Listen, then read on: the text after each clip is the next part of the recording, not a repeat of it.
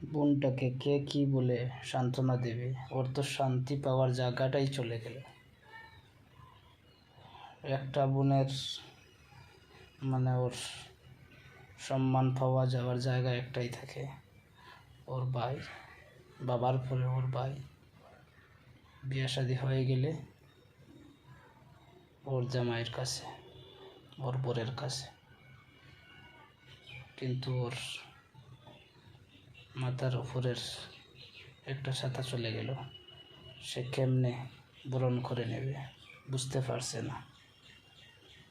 কিন্তু এইগুলার দায়ভার কে নেবে?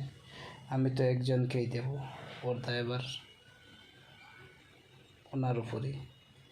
উনি যদি ওনার সেই শুরু থেকে যদি ভালোভাবে পরিচালিত করতেন, ওনার যেই সিটে যেই পদে বসে আছেন, ওনার জিম্মাদারি যেটা হয় সেটা যদি বরাবর করে চালিয়ে আসতে পারতেন, তাহলে আজকে এই বোনের এই দিনটা দেখতে হতো না। আর কত মায়ের বুক থেকে কেড়ে নেবে উনি, বুঝতে পারছেন তো আপনারা সবাই।